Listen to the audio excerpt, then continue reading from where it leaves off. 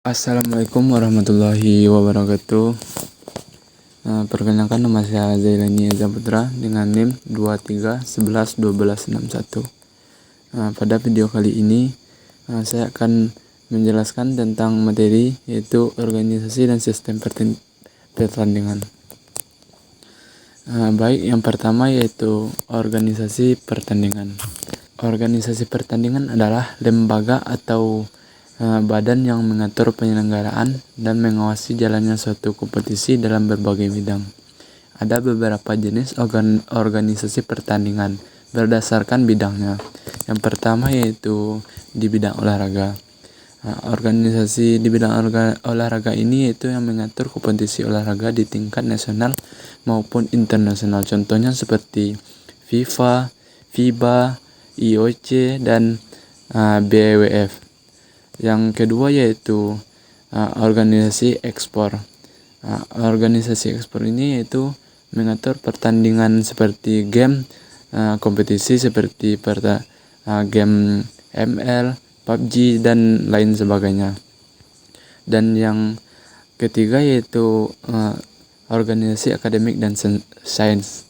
Organisasi yang mengadakan kompetisi dalam bidang pendidikan dan sains. Contohnya IOI, International Olympiade Informatik. Organisasi yaitu Olimpiade Informatika Internasional dan banyak lainnya. Selanjutnya yaitu sistem pertandingan. Dalam sebuah kompetisi ada beberapa sistem pertandingan yang digunakan tergantung pada jumlah peserta, waktu yang tersedia, dan tujuan dari pertandingan. Ada 3 sistem yang sering kita temukan dalam kompetisi. Yang pertama yaitu sistem gugur.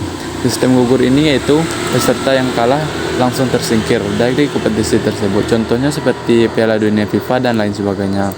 Yang kedua yaitu sistem liga. Sistem liga ini yaitu semua peserta bertemu dan saling bertanding satu sama lain. Pemenangnya ditentukan berdasarkan akumulasi kartu atau kumpulan poin yang paling banyak. Yang ketiga yaitu sistem skor. Sistem skor yaitu pemenang ditentukan berdasarkan akumulasi poin dari beberapa pertandingan tanpa harus bertemu langsung dengan semua lawan. Contohnya seperti MotoGP. Selanjutnya yaitu tentang komponen kebugaran jasmani yang berhubungan dengan kesehatan dan keterampilan. Kebugaran jasmani yang berhubungan dengan kesehatan yaitu berfokusnya pada peningkatan kesehatan tubuh secara keseluruhan dan pencegahan penyakit. Komponen utamanya yaitu daya tahan, kemampuan jantung dan paru-paru dalam mendukung aktivitas fisik dalam waktu lama. Contohnya seperti jogging, bersepeda, dan berenang. Yang selanjutnya yaitu kekuatan otot.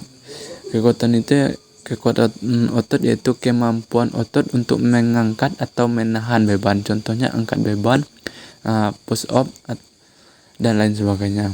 Dan yang terakhir yaitu daya tahan otot. Daya tahan otot itu kemampuan otot bekerja dalam waktu lama tanpa lelah. Selanjutnya yaitu kebugaran jasmani yang berhubungan dengan keterampilan. Kebugaran jasmani yang berhubungan dengan keterampilannya ini yaitu kemampuan seseorang dalam melakukan gerakan yang lebih spesifik dalam olahraga atau aktivitas tertentu. Komponen utamanya yaitu yang pertama kelincahan. Kelincahan ini yaitu kemampuan tubuh untuk bergerak cepat dan berubah arah dengan lincah. Contohnya dribbling dalam sepak bola dan menghindari lawan dalam basket. Yang kedua yaitu keseimbangan. Kemampuan tubuh untuk mempertahankan posisi tubuh dalam berbagai kondisi. Contohnya berdiri dengan satu kaki, berlatih di papan keseimbangan. Dan yang terakhir yaitu kecepatan. Kecepatan ini yaitu kemampuan bergerak dalam waktu sesingkat mungkin. Contohnya lari sprint 100 meter dan lari cepat dalam futsal. Selanjutnya yaitu manfaat aktivitas fisik secara teratur. Aktivitas fisik adalah setiap gerakan tubuh yang dihasilkan oleh otot rangka yang memerlukan pengeluaran energi. Aktivitas ini menyangkut berbagai bentuk seperti berjalan, berlari, bersepeda, berenang, hingga olahraga tertentu. Yang pertama yaitu meningkatkan kesehatan jantung dan paru-paru. Yang kedua itu menjaga berat badan ideal. Yang keempat yaitu meningkatkan kekuatan daya tahan otot. Dan yang kelima yaitu meningkatkan fleksibilitas dan keseimbangan. Dan yang terakhir yaitu mengurangi risiko penyakit kronis. Manfaat mental dan emosi yaitu mengurangi stres dan kecemasan, meningkatkan kualitas tidur, meningkatkan rasa percaya diri. Sedangkan manfaat sosial yaitu meningkatkan interaksi sosial dan lain sebagainya.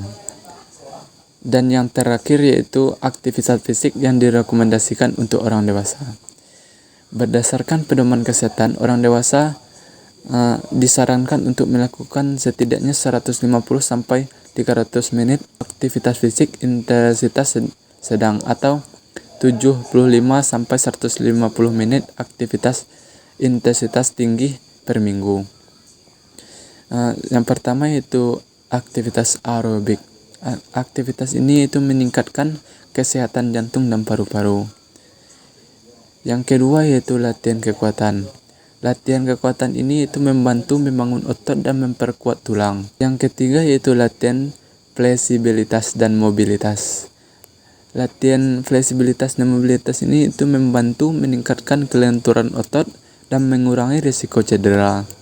Baik, hanya itu yang dapat kita bahas pada materi kali ini. Saya akhiri dengan wabillahi taufiq wal hidayah. Assalamualaikum warahmatullahi wabarakatuh.